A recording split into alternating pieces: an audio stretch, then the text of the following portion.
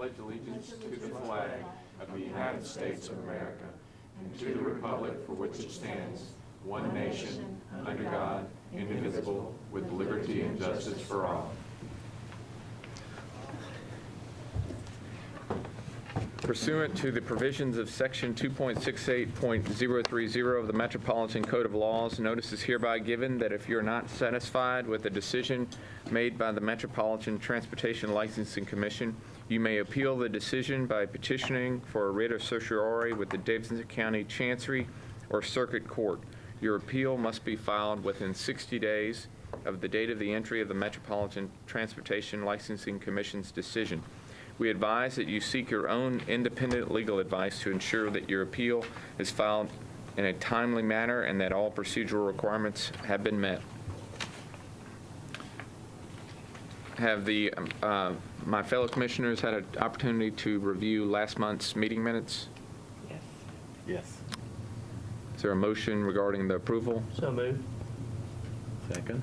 All those in favor? Aye. Motion passes. First item for today is under other passenger vehicles for hire.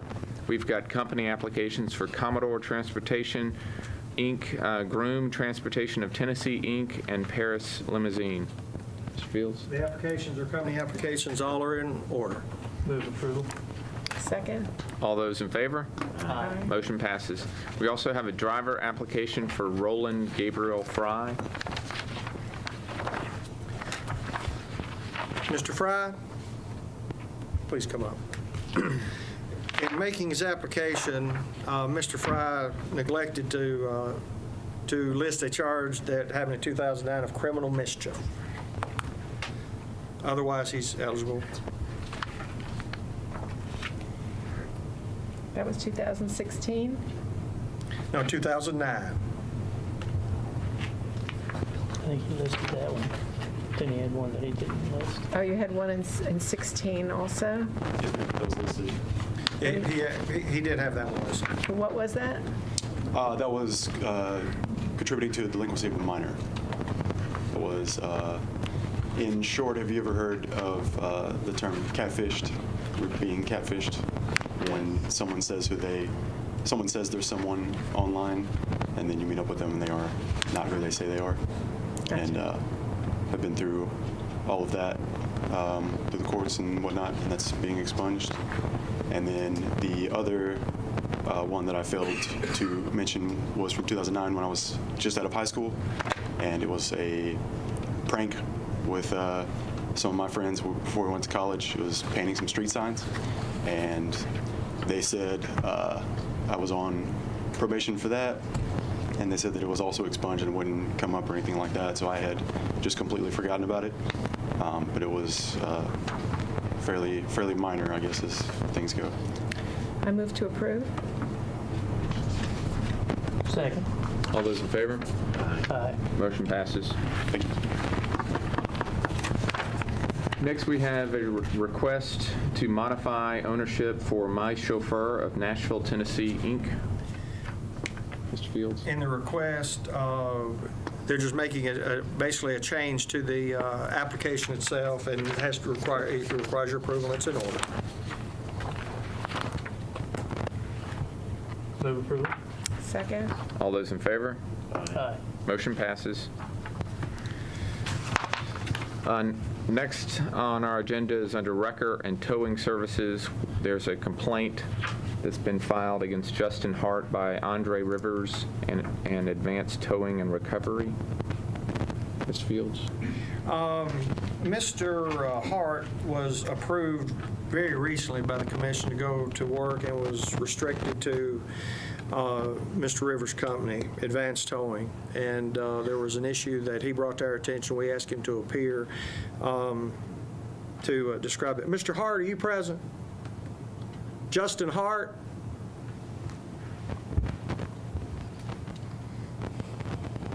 Anyway, Mr. Rivers, he's prepared to describe the complaint beyond what you've already received in your packet, if you need it. All right. Would you like to make a statement? Nation Safe driver notified me that, Well, first, I'm sorry, would you please introduce yourself? okay, Andre Rivers, owner of Advance Towing. Thank you. But Nation Safe driver notified me my driver was sneaking pictures of a girl that he picked up on the side of the road. And I said that I was going to bring it up to the record board.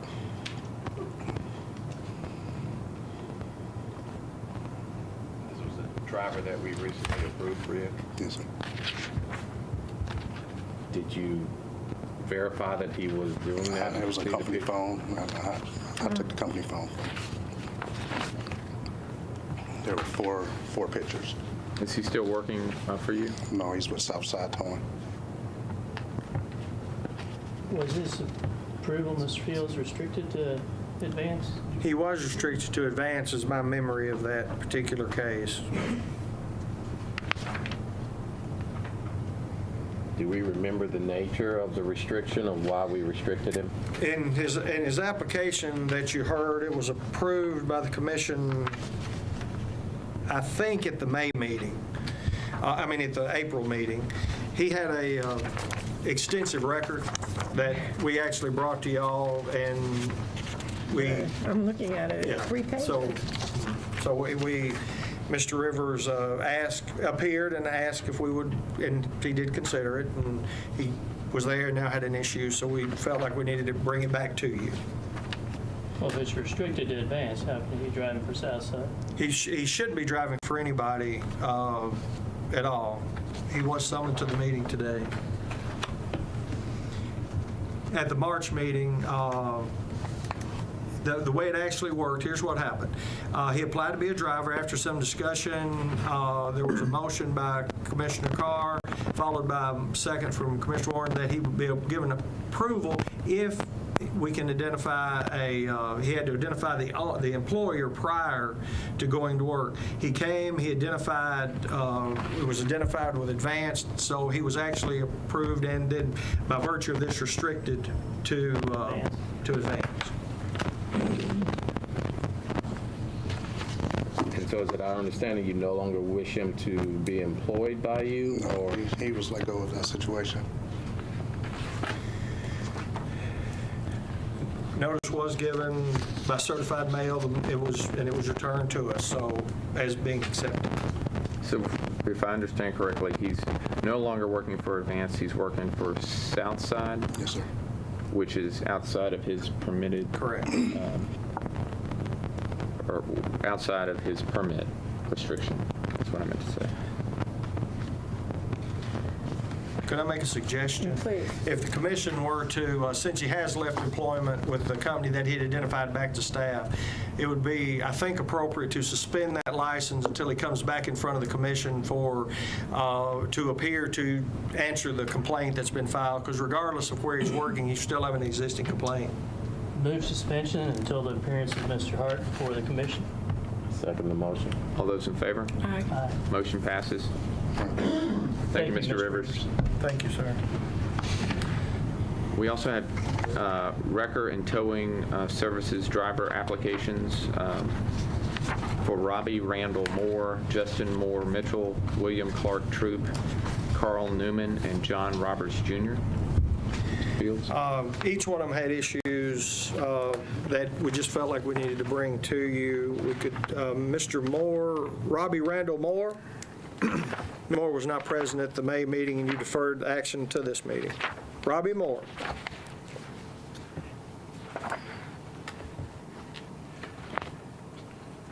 Two notices? He missed last month and moved this. Second. I made a motion to deny. All those in favor? Aye. Motion passes. Next is Justin Roy Mitchell. Mr. Mitchell also applied. He is present as well as the company he'd be working for. Mr. Mitchell applied.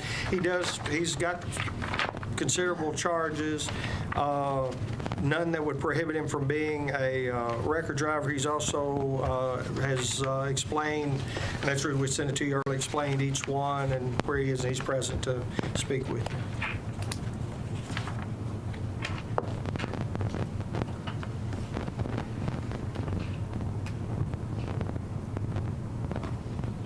So nothing that would restrict him, just a consideration because of the if there are no disqualifiers on the face of it. Again, his last charge was in 2015, and it was not prosecuted.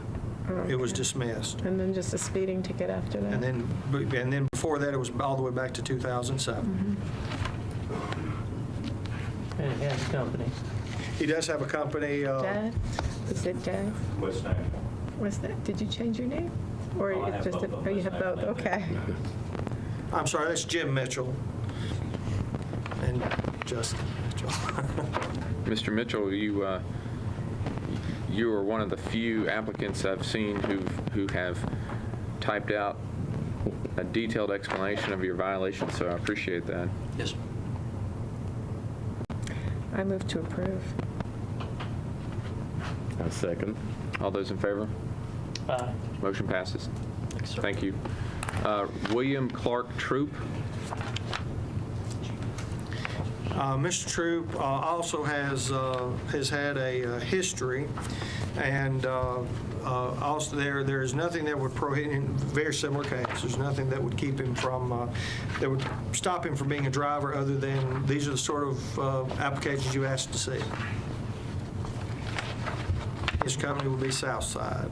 Is there anyone here from Southside?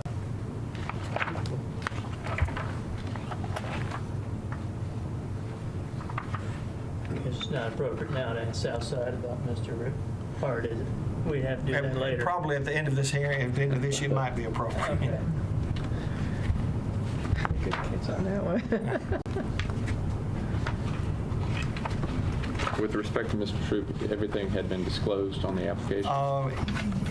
Yes, sir. He had a couple of things that I don't think I had, so he's was very extensive. Yes.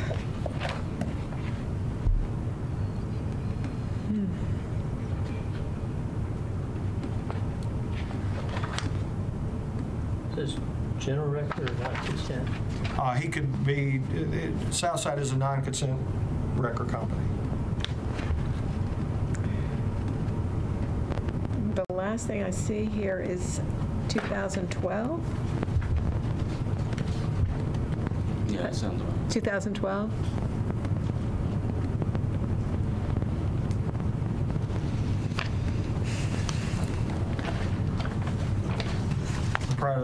Prior to that, it looked like it was 2009.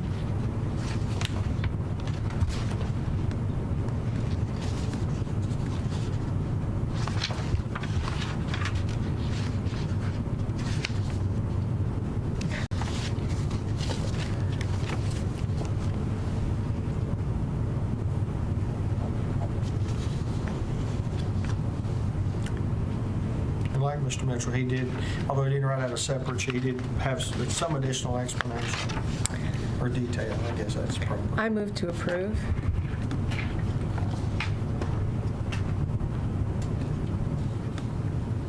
A second. All those in favor? Aye. Motion passes. Everything's over. It's 5 years old. Yeah. Next is Carl Newman. I bet you didn't like what I think. Mr. Newman? Mr. Newman failed to list 3 charges. 2014 was a possession of cocaine. 2013 was evading arrest. 2009 there had been a domestic assault. He'd be working for anytime towing.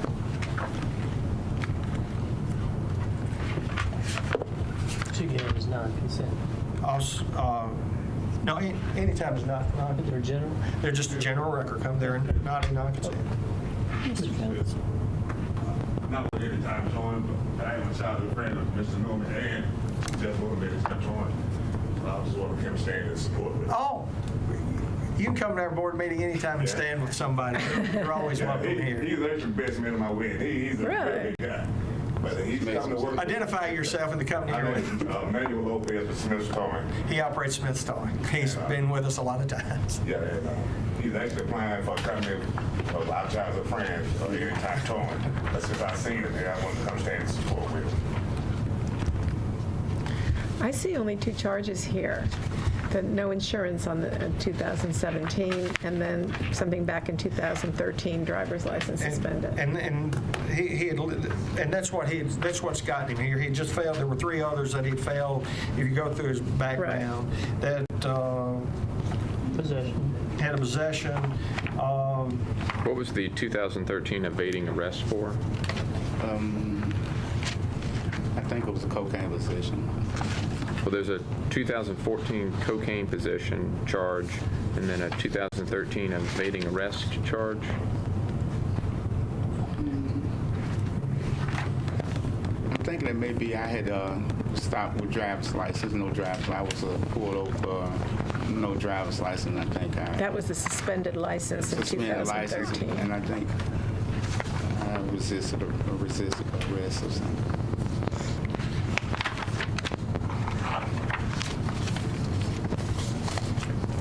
Do you want to make a motion? Well, I can. Okay. I make a motion to approve. Second. All those in favor? Aye. Motion passes. Thank you. Thank you. Last of our applications is John Roberts Jr. John Roberts, Jr.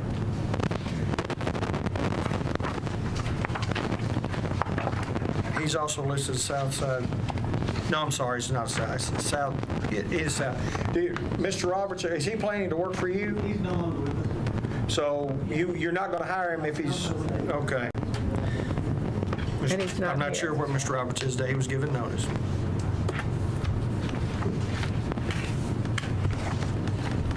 Was his application going to be based on him solely work? Was there a restriction or? What we require, and I do want to ask a question about that, we require who you're going to work for as a part of the application, and he is listed Southside. And I have, when this is completed, I'd like to talk for 2 seconds about those kind of issues. But he listed Southside as his towing company. And obviously Southside's not going to hire him. So we can, Hold on for next month. Just You can suspend it. defer, deny. Defer to next month. all right, move deferral. A second. All those in favor? Aye. Motion passes. On that particular issue, on all of our licenses that all the permits that we issue, typically we require proof from the company that they intend to hire them. Historically, we've never done that for the wreckers. I don't think I need action from the commission to do that, but I'd like to be able to at least seek commission and guidance. What I would like to do is implement an administrative rule that requires them to bring proof from the wrecker company itself signed as we do all of the others, or at least confirmation. I mean, again, a lot of the companies we talk to on phone, we know them, and we just look for a confirmation. I think that's proof. Yeah. Okay. Then I think I can have an administrative rule that'll do that. If there's a Okay. question, I'll come back and ask you to have a commission rule. Thank you, Mr. Fields. Next item on our agenda, we have a public hearing scheduled on proposed wrecker and towing rules. Mr. Fields circulated some proposed amendments to the commission prior to our meeting. Mr. Fields? There are about 4 things that we've looked at and had some conversation, not extensive conversation with everyone, but certainly as many folks as we could speak with about some things that are in some cases were kind of housekeeping rules. I think some a little more declarative.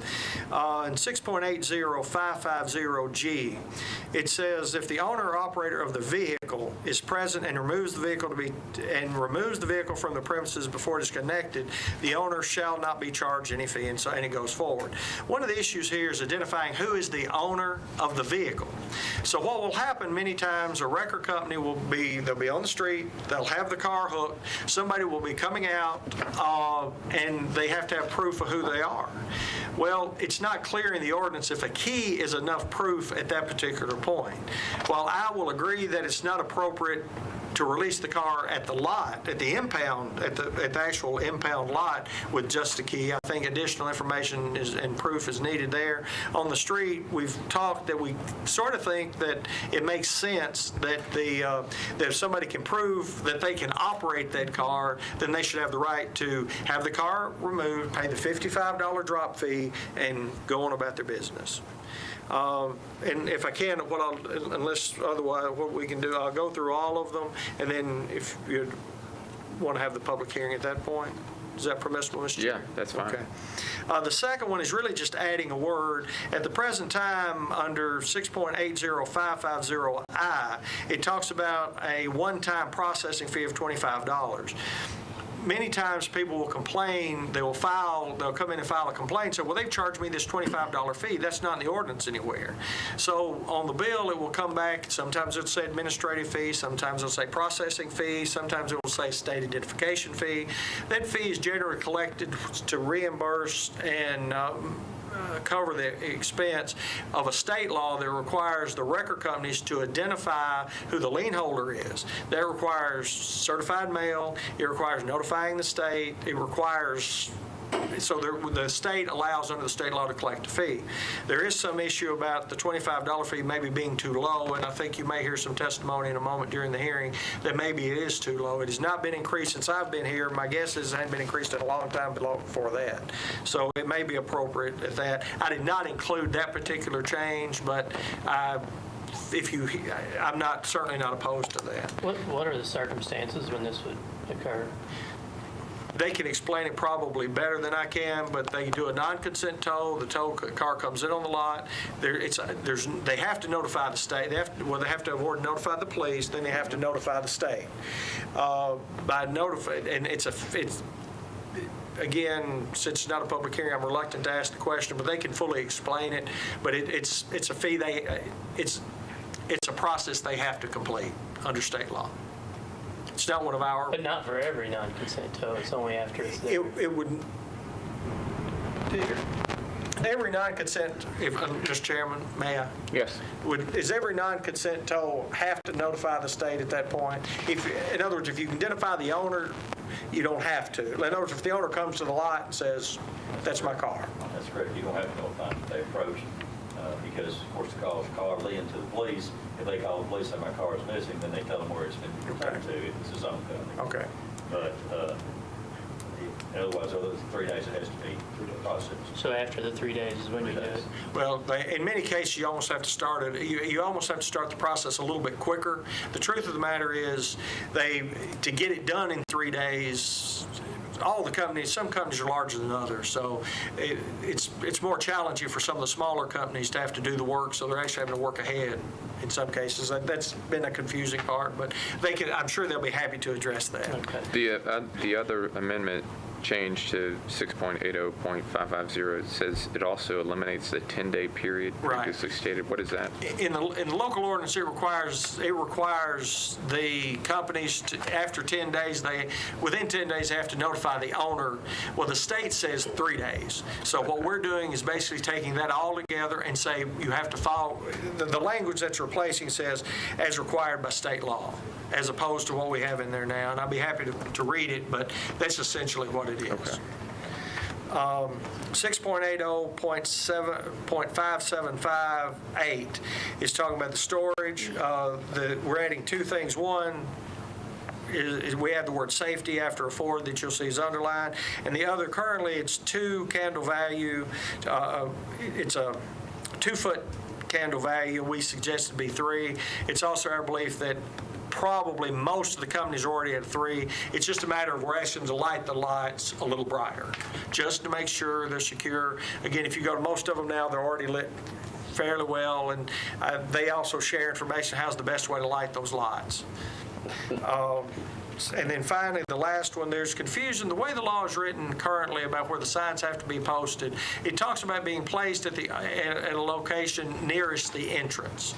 That causes some confusion about where in fact, you had a complaint last month, and one of the issues was where was the sign. We're suggesting that the large sign, that all the non-consents and the emergencies, by being non-consents, have to have a certain sign that says certain things. We're asking that be put at the entrance gate, so it's very clear. Most of them already have it at the gate and in the office, and they're large signs in red, and they describe the fees, and if we increase fees, they have to change the signs, and it's anyway, it just clears that up and makes it very clear where the sign should be, because right now there's a lot of argument on where it could go. All right. And those are the basic things we're asking you to consider today. Have there been any requests to speak on these proposed changes? I'm not sure if they've written them down on this particular issue. Typically, the emergency records don't have to, they don't tie in because we're going to hear from them anyway. But that's for the next public hearing. But we can certainly collect that data as they come up. All right. Would you like to speak on the proposed changes? And you're opening the public hearing? Yes. I'm Jim Mitchell with Dad's Towing in West Nashville. On the first issue of it being a PPI, private property impound, and you are requested by Metro or whoever to pick this vehicle up, where it states to release it with a key, I think that needs to be really cleared up in the wording of that to make sure that it doesn't get confused at coming to the lot and picking it up with a key. I just want to make that clear because I think that could cause a lot of problems. So many people try to pick up other people's cars that don't have the right to do that, and it has happened many times. There's been lots of lawsuits, lots of issues with that, and I think that needs to be really clear on that. The second issue on the $25 administration fee, we would like to ask that to be raised to $35, and I can show you plenty of proof why. Just the first certified letter is $6.56, and a lot of these we have to send out 3 to 6 letters on. So it's a losing proposition at the $25 fee. $35 basically is a break even on most of them at that point. If you do have to go out of state, some of them are $15 for the first letter for the process on them. So we would like to request that to go to $35. Are you required to continue to send those certified letters until the... Yes, sir. Yes, sir. We have to send them till we get all the paperwork back. Otherwise, we have to continue to hold the vehicle.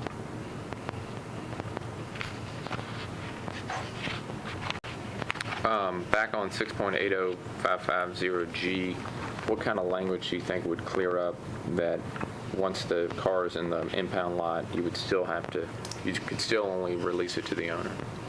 I would think just definitely making sure that it is at the scene of the pickup, just so that it cannot be occurring at the lots where we already have towed them into, and they say, I have a key to that vehicle, now I should be able to get this vehicle. So it's basically prior to moving. Mm-hmm. Yes, sir.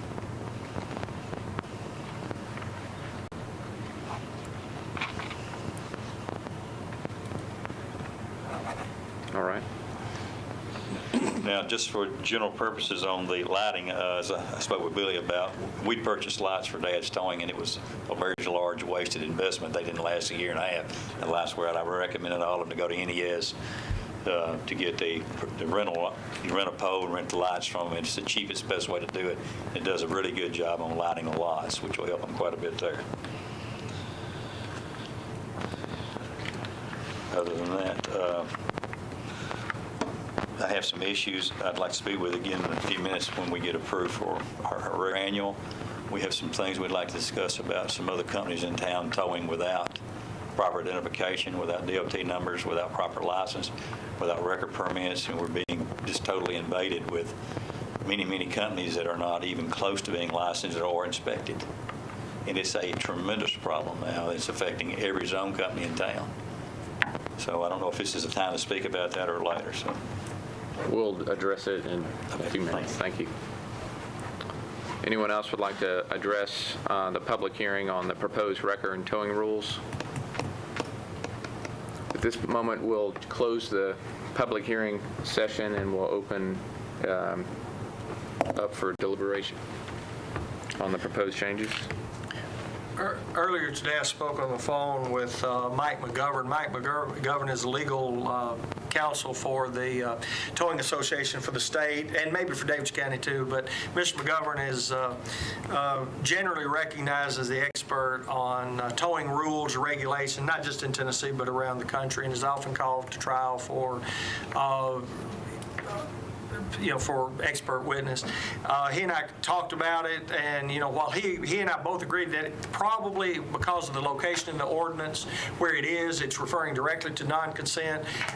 I will agree that I don't want it to be any question, and I suspect we can add some language and make it clear that this is specifically related to at the scene of the tow on the street, not once it's towed into the impound lot, whoever lot it is. The whole goal, what really started this was a situation where a grandson was driving a car of the grandfather. The grandfather was not present. There was some sort of a strange situation on the street that was going to be unprovable one way or the other, but this would have cleared that particular one up. They still are going to have to pay the $50. If it's hooked, they're going to have to pay the fee. But we have no problem adding appropriate language. So they would, showing the key would be enough if it was not They'd be able- impounded. Once it's impounded, then the owner has to come. Yeah, that once we would- start moving. Yeah. Yeah, that wouldn't change at all. Yeah. Be That enough makes sense. to consider applied ownership or consent to. Now, just to ask, how far? To say that vehicle is hooked, and it's pulled to the first red light, or 50 feet, or 25 feet. Are we going to because again, we're saying it can be hooked and dropped before it gets to the lot.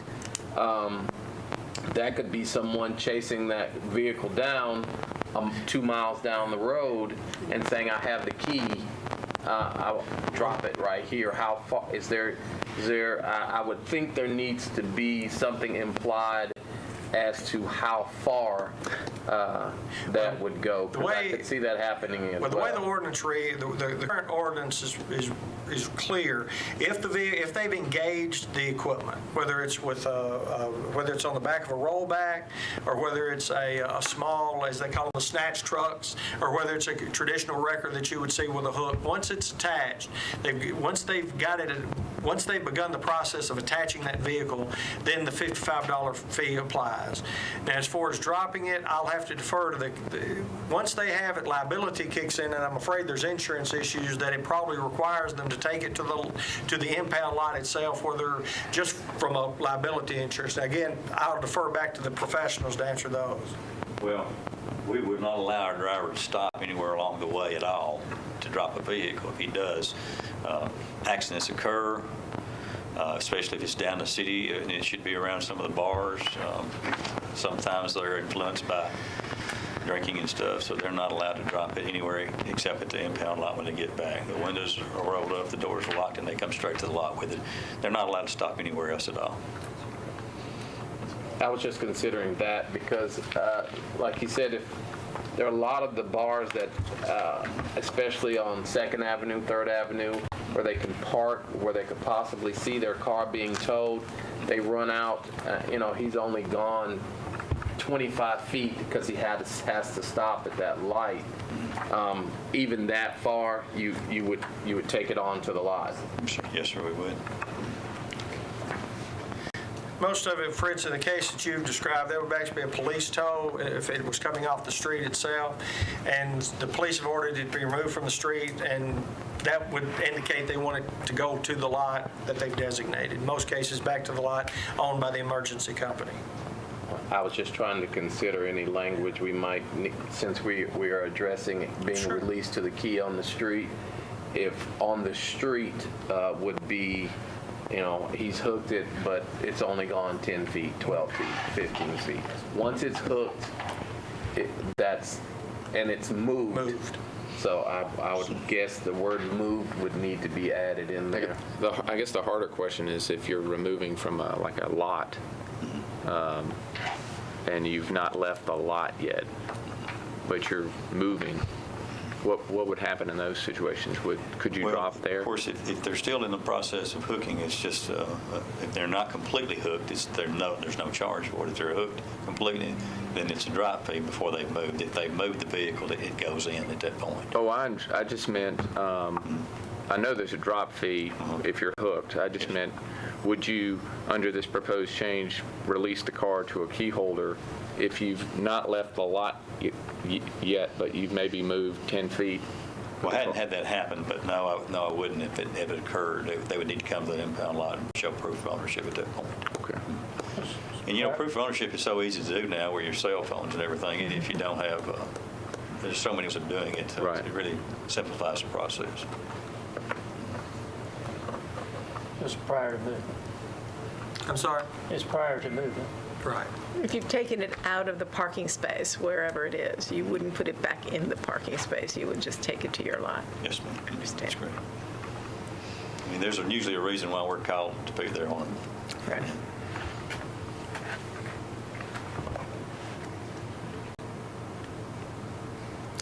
Thank you. Any other questions? I have one question. When you send these registered letters, how often do you go over the $25? Quite often. Quite often. Do you go over $35 as well Some sometimes? run $50, $60, $70. The actual fee to do this is $75. There's many companies in town do this. They charge you $75 per car to do that. They do the exact same thing we do. Then why are you asking for 35? Just asking. Well, we're just trying to cover our expenses, basically, what we're trying to do. $75 is a reasonable fee for it, actually, but $35 covers our expenses pretty much, because some of them are easy and some of them are hard. So some of them you make a little on, some of them you don't. You mean the $75 is to outsource it to another company That's to do it correct. for you? Outsource it to another company, yes.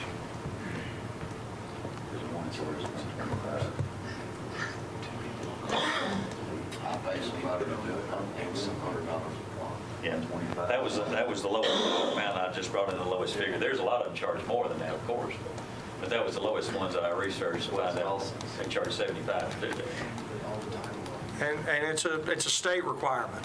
So, I mean, they have to do this, or that car's going to sit there a long time.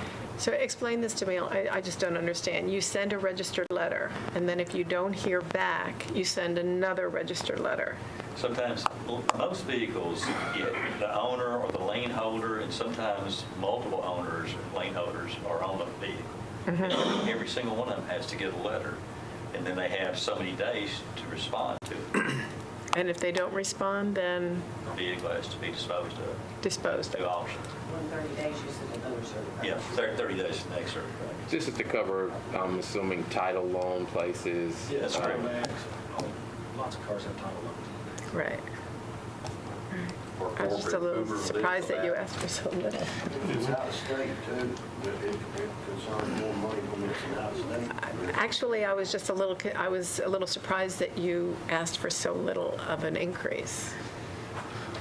Well, we definitely would I know, not turn I'm down just- a larger increase by any means, but The wrecker industry, at least it's been my history since a long time ago, they typically do not come in and ask for the moon. They usually come in and ask for a little bit. Apparently. And we've increased the rate. We increased the rates in 2012, I think. Before that, it had been several years before that, and I'm talking about all the fees in general. The truth of the matter is probably time to start studying, because unfortunately, expenses continue to rise. yeah, that is in the process. We are doing the research now and looking at the other cities and what they're charging and all, and we will be presenting a rate increase, but we're not prepared to do that at this time.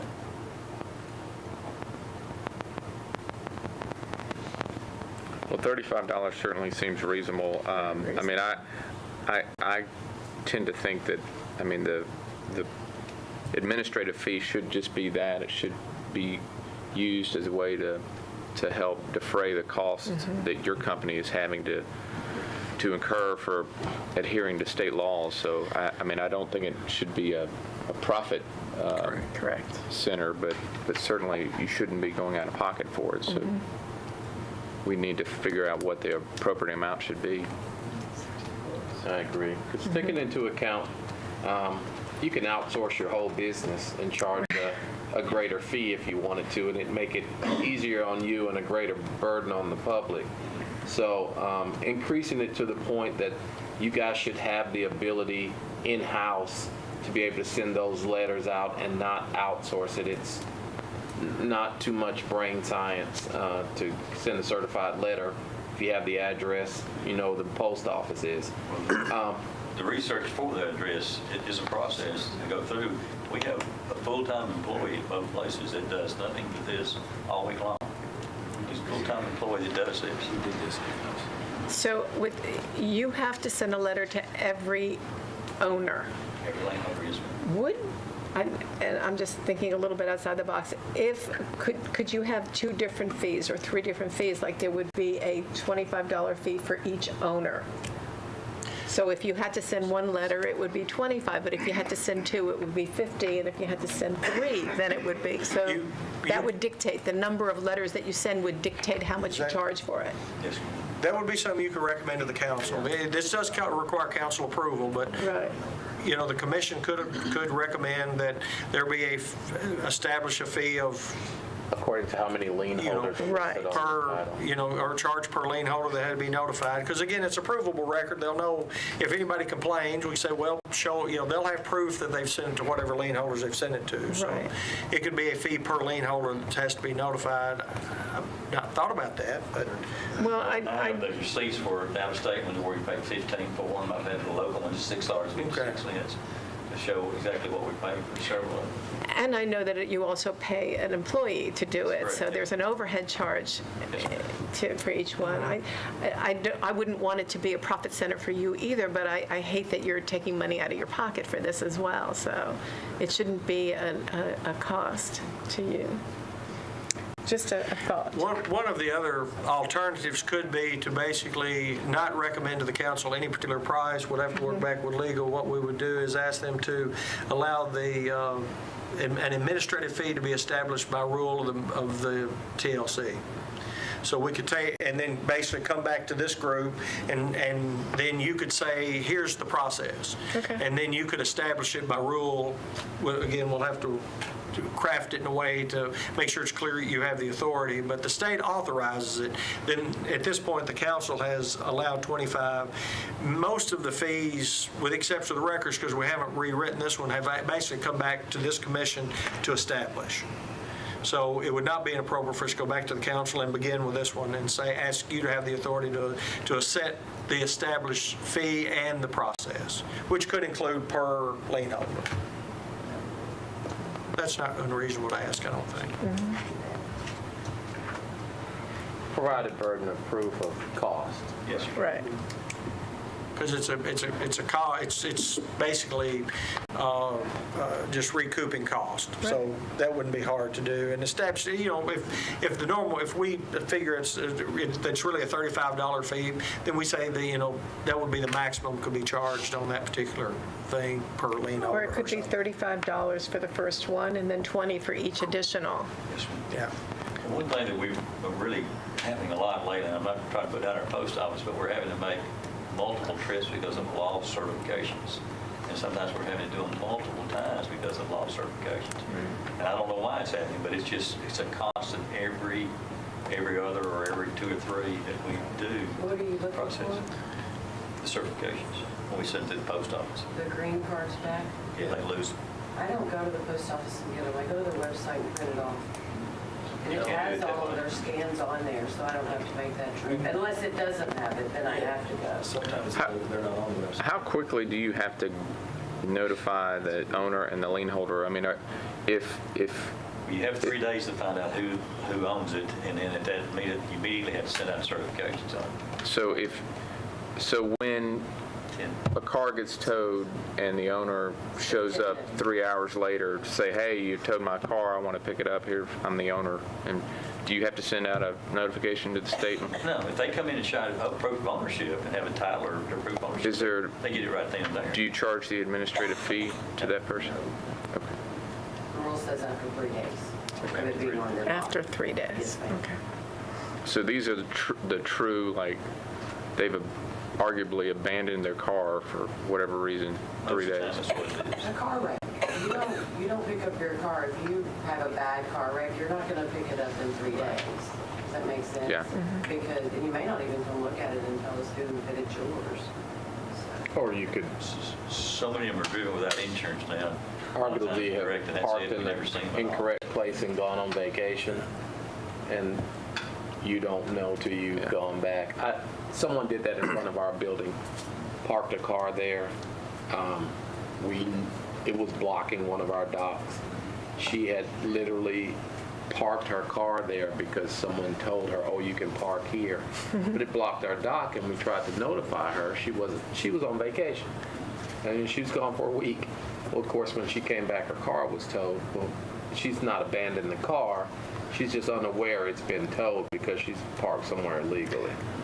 So that does happen. But as long as she comes back within 30 days, you'll have the car. You'll still have the car. Well, I'm just saying that would still incur the 3-day fee. Yeah. If at any point, I was going to say, if any point, I'm sure that we have some very entertaining stories about a vehicle. I know. You wouldn't believe. I know last year with A.B. Collier, or the year before, we had a van towed, and they're going to remember it. We had a van towed during the marathon. This van was owned by a business that was used it like 3 times a year.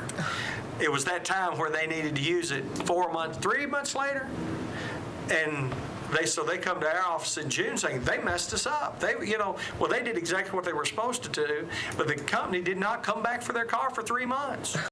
And it's still sitting out of the lot because they can't do anything. They weren't able to do anything with it because, first of all, nobody wanted it. It was unsellable, and many of the vehicles are just crushable. That's true. Probably 70-80% of them. Most of them.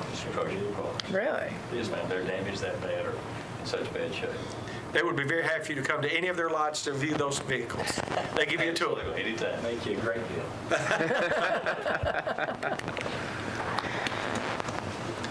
I will not tell any more stories. How do we proceed? I think we need to, someone needs to make a motion regarding whether we approve these proposed amendments. Maybe the one regarding 550L, or is that an I, needs to be maybe parceled out separately That's the one with the $25. with the administrative fee. Yeah, if your preference is for this, to bring it back to commission, we will draft language that will basically be one of those where it says at a fee established by, a fee and process is established by the TLC. Would you bring language back on all of them? Because we've kind of adjusted the key thing. We're doing the 10-day to be compliant with state We can law. bring it back for your review. Before we take it to council. We could. Is that okay? Yeah. Sure. And then we could recommend it in July, and then it goes to follow We could the do process that. after that. So you wouldn't have to take any action today except ask for the revisions and we bring it back. Works for me. I request that you do that. We can do that. Thank you, Ms. Fields. If you're Is that a request or a willing. motion? Do you need a motion? Your request is also a motion for as I'm concerned. There you go. We are good. that's fine. Next, we have another public hearing for emergency record zone assignments. We have not received any new applications or requests for modifications or changes at this time. Mr. Fields? The Metropolitan Code of Law requires that you on an annual basis review, hear any complaints, hear any issues related to the emergency record zones. The commission is vested with the authority of establishing emergency record zones that the police department in the county uses for emergency towing.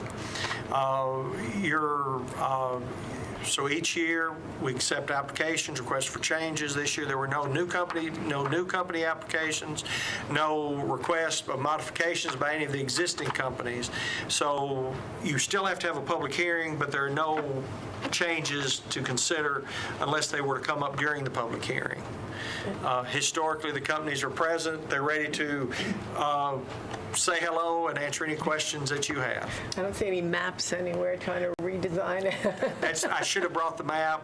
I've actually got one across the hall I can go get, but No I need. neglected that. Are there any companies here that would have any complaints with the zones that they have or wish to address any issues with rezoning? All good. And do we have any comments from the state or from Metro? Not received anything from the police. The Metro Impound Lot Director is here, and he's shaking his head. He does not. And highway, state police, everything's good? The last conversations I had with Emerson Boguski, who is one of the safety folks, former Metro police officer, he was very pleased and very complimentary of the services provided by the county through the county by our emergency companies. Okay. Sir, you said you had something you wanted to address. This is, of course, in regards to companies sort of working on the same playing ground that we are. We're, of course, inspected once a year, our trucks are, and Highway Patrol inspected too for one of those of us that tow for the Highway Patrol. Our trucks have to meet a standard, and believe me, the inspector that inspects these trucks does a thorough job. If it needs repair, we have to do the repair. If it needs paint, we have to paint it. Well, many companies are not being held to that standard and moving into town that just do pretty much anything they want to do. It's become get insurance, show proof of insurance, cancel insurance the second month. I still have my proof of insurance in my vehicle with me. Unless you verify that when they get stopped, they're showing insurance even though they don't have insurance, so they're running without insurance. Of course, not maintaining their truck, not running their record permits, not running their proper license, their DOT numbers, their motor carrier numbers, they can run a lot cheaper than we can run by maintaining our stuff properly. We're being just flooded with it. It's everywhere you look now. Basically, I realized a few years back that our commission lost some of the authority they had to stop these trucks, write tickets, and all. We're asking for y'all to look into this and consider putting some more authority into their hands for them to be allowed to enforce the law. The law is they're required to do these things. There's so many of them now that I assure you it's going to take a big force to stop it. Every one of us can probably tell you at least 10 stories of things that's happened like this. Some of them are staging their vehicles. We've just been discussing that just a few minutes ago, staging their vehicles along a certain road in Nashville. They're staging their vehicles. One particular incident that I've been involved directly in myself, a company out of Texas came into town. They've brought 7 or 8 trucks into town, do not even have a CDL driver driving a CDL truck, do not have a record permit on any of their trucks whatsoever, do not have a license on any of their truck or a record license on their truck. But they're running wide open, and they're running at a lower rate because they're not having to do these things. Of course, they're, $4 or $5 or $10 cheaper than us, which makes everybody want to go to them. Of course, everybody looks at money, and it's causing us lots of issues. It's causing the zone companies that are held to a standard. It's causing us quite a few issues. We would like to ask for some help in this situation, and I think this first step, in my opinion, is for these guys that are the inspectors to have some authority to do that. Now, I don't know how to do that at this point. So, have you identified those companies to Mr. Fields or our inspector? One recently I have, yes, but there's so many out there. Probably in the north side of Nashville, we could probably name 20. I could probably get you 20 names in just a few minutes. There's at least that many. Wow. I've actually had one pull up. Different towing companies. I'm not talking about 20 towing trucks, but 20 different companies. One of the issue that we have, just for instance, a way you will know they're a non-compliant company. If you see a wrecker that's operating with no signage on it at all, it's most likely a non-compliant vehicle. It's possible that it's going through the city. I mean, there's things it could be. But if you see a white wrecker going through the streets and there's nothing on it, it's not compliant. It's not licensed. We haven't seen it. The great issue we have, we do not have police authority. Some who've been on the commission for a while would remember 5 years ago there were some many issues raised about what authority we had. We do have the ability to write citations. Unfortunately, in order to write the citation, we have to have a non-moving target. So if we can find a vehicle that's on the side of the road in a parking lot or even on the side of the road doing participating in removal of a vehicle, we have the authority then to go behind that vehicle and write a citation for it. Unfortunately, it does present, there are dangers of stopping on the streets. And we can use the existing lights on the vehicle, but we are not allowed to use any additional lighting, and that's under state law. It's not it's not necessarily just a metro thing. Well, this could be addressed, at least in part too, by enlisting the help of the Metro PD and kind of educating them on what types of tow trucks to be looking out for that would likely be non-compliant. We do on a regular basis. In fact, one of the companies you had last month was brought in on a Metro citation. So anytime that there are issues, when I can identify them, and especially if I can identify a place where they are, we can, between the inspectors as well as the police, we can write citation. But again, for instance, you'll get a phone call, he's at so-and-so.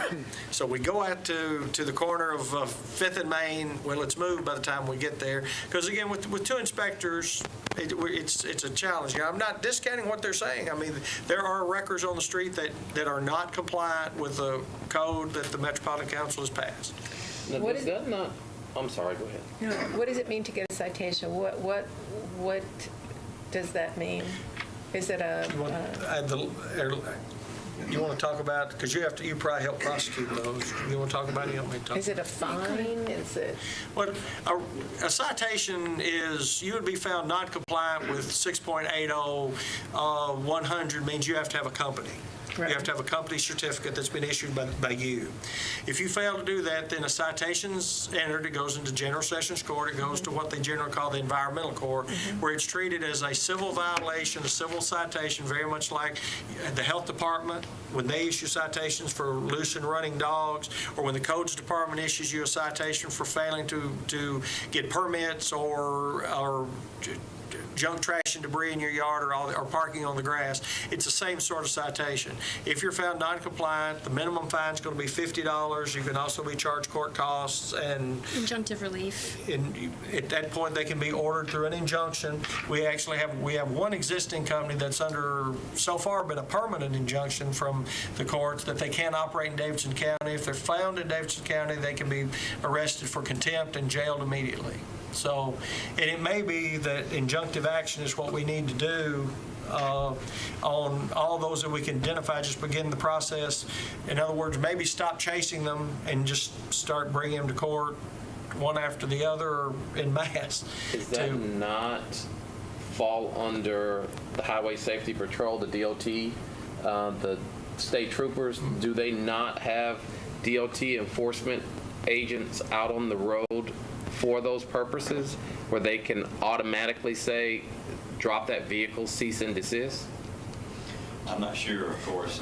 We are, of course, approved of the Highway Patrol, and you have to be approved of the Highway Patrol, but there's only a few select companies in town that do it for the Highway Patrol. So I'm not sure you even look at the other tow companies whatsoever. A DOT and an NC number have to be presented visible on Yes, sir. the side of that vehicle. Yes, sir. And if it is a commercial vehicle, the Highway Patrol Office has an obligation to stop that vehicle without signage, without the DOT number or the MC number, and ask for proof.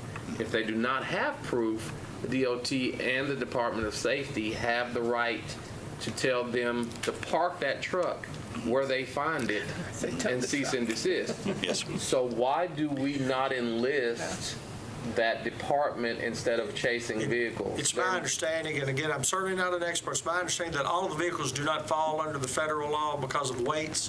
Those vehicles, the C-Class wreckers are all going to have any of the a C-Class wrecker is going to be the largest wreckers we operate, as well as the rotaries and the lifts. 20-foot rollbacks. The really big. They all have to have the DOT numbers, and they have to be inspected, and they have a different level. But it's my understanding that an A-class wrecker, the small wreckers, or the rollbacks do not necessarily have to have a DOT number because of their weights and where they operate. Is that? Well, they don't have to have a DOT number, but a lot of them's trick to get by with this. They're putting not for hire on it. I have a little automotive shop in Madison, and just recently one pulls up out front, not for hire, and he's delivering a customer's vehicle to me.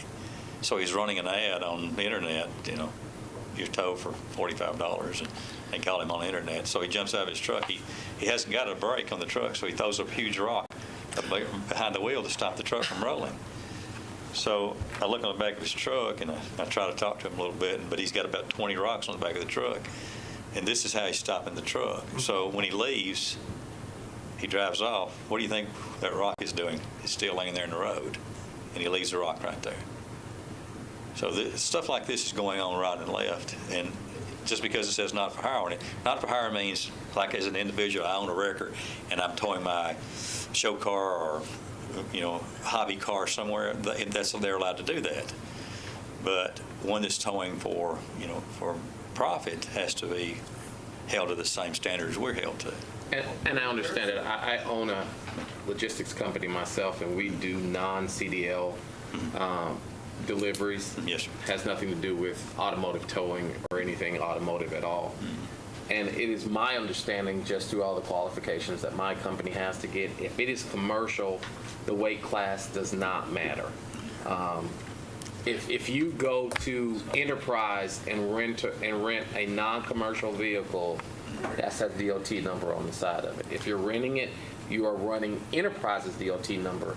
If it is an extensive rental, you have to cover up Enterprise's sign itself and present your DOT number.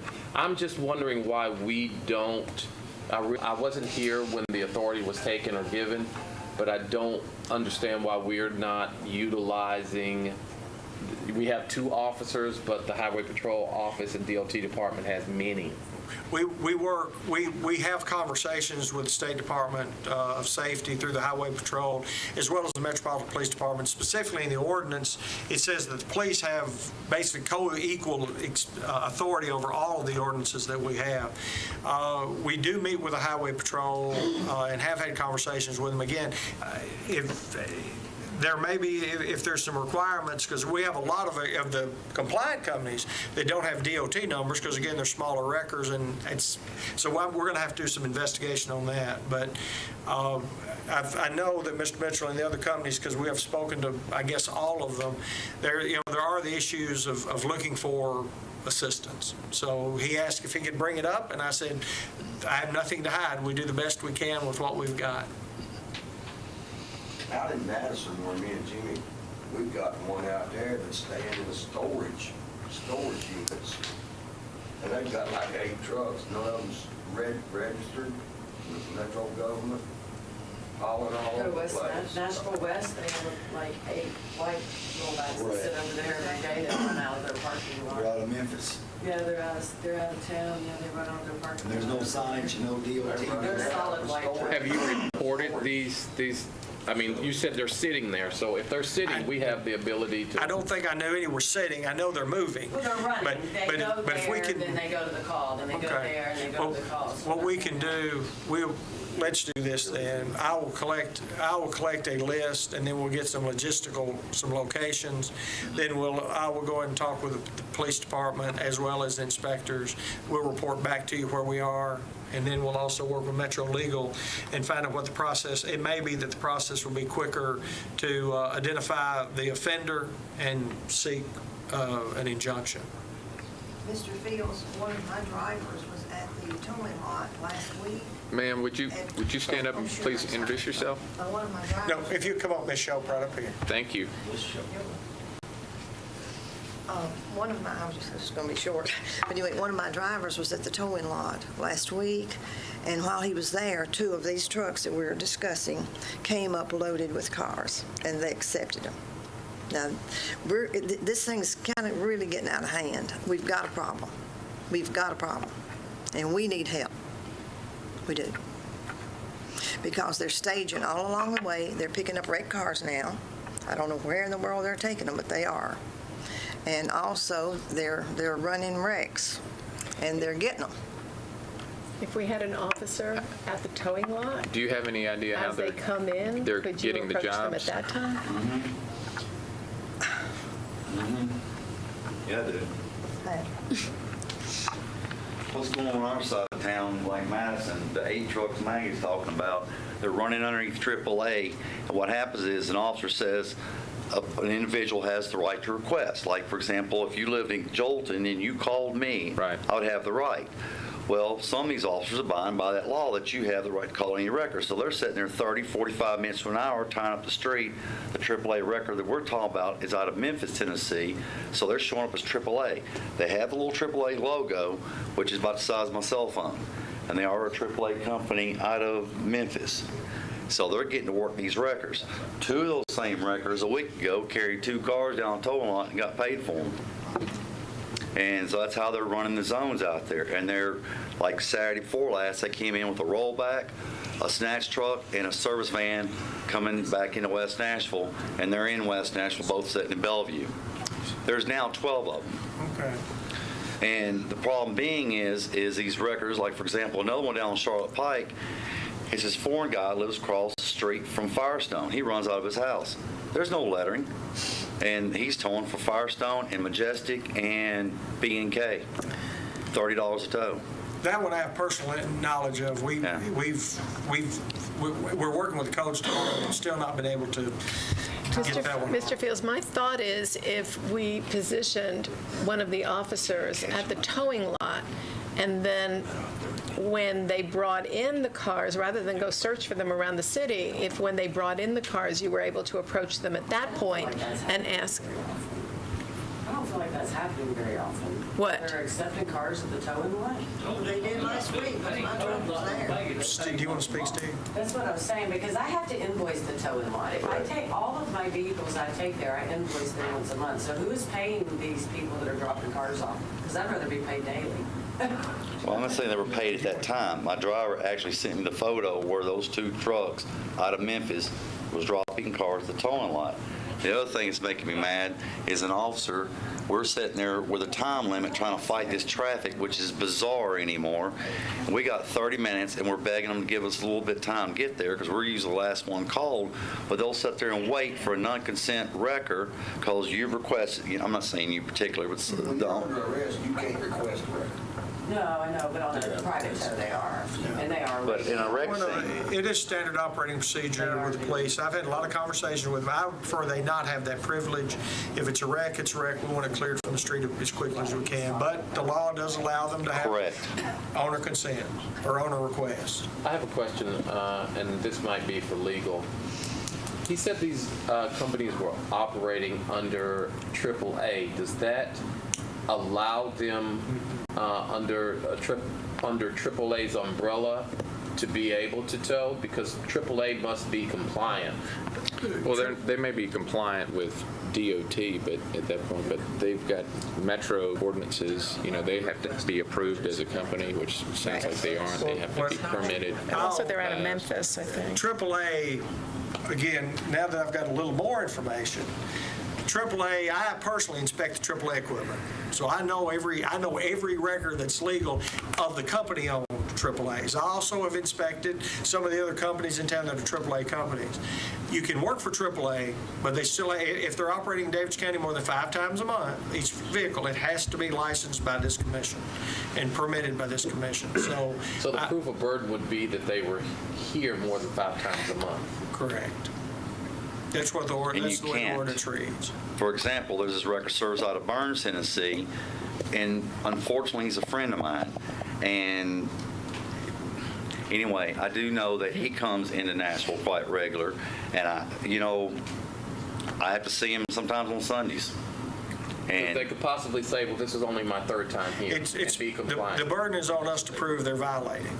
And those are more challenging. The AAA, if that's going on with AAA, then that's probably going to be a phone call with me and the regional vice president of AAA at a meeting in the office. Because clearly there must be a miscommunication. Well, one thing in the accidents, in the middle of the night when one of the zone companies called, and of course the dispatcher calls the driver gets up, he starts that way, then 20 minutes later this customer has requested a AAA wrecker or anybody his choice. They've already made the move, they've already traveled the distance, and sometimes got there, and sometimes we're requested to do the cleanup while another truck tows the vehicle off. We receive nothing, they get paid. This has happened several times. We need to be, when the zone companies call, that needs to be the call that's applied to the job. It doesn't need to be able to be transferred to another vehicle or another company at any time, and that's happening quite often too. Given within a reasonable amount of time. We have 30 minutes. Right. If we can't make it in 30 minutes, and then they shouldn't be able to call anybody. That doesn't happen with us. We're there in 30 minutes. Unless like something, you said, traffic in Nashville. tremendous traffic problem, something like that. But You don't really need emergency records to follow all these policies and be called emergency records if you're going to allow anyone to come in and do an emergency job. Does that make sense? Customers allowed to have owner's request just from an emergency record service. I'm sorry, what's your name? My name's Chase. Jason. I'm with Dad's Record Service. They're allowed to request. Can you stand at the podium, please? Sorry. Just to clear, we are televised, so you should stand at the podium when you want to speak. Well, the owners requested, they're supposed to request an emergency wrecker service. That's us, not AAA. So that happens a lot. We get out there and we have to clean up all the debris, bring it back to the lot, and we don't get the car. We don't get paid. We get to dispose of all their junk weekly, but How many times a week would you say that happens? at least once. At least once? At least once. Multiply that by the number of zones. Correct.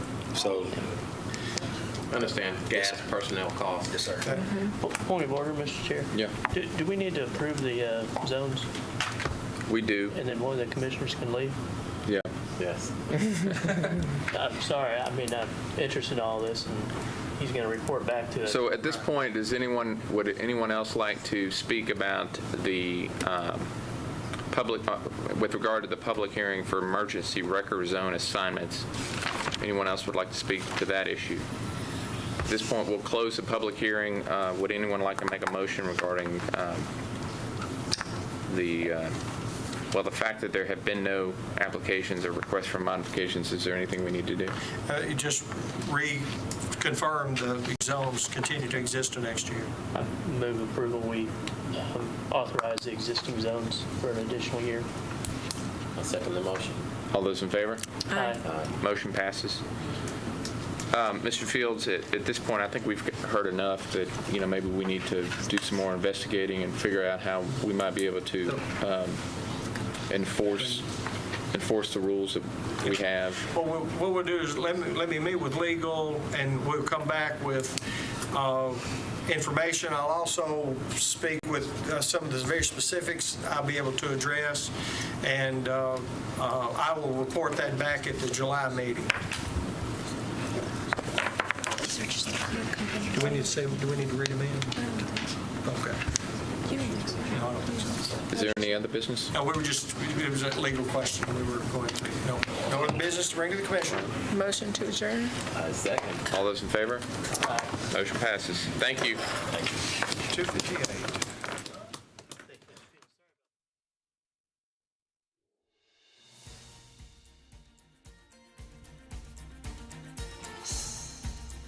This has been a service of the Metro Nashville Network.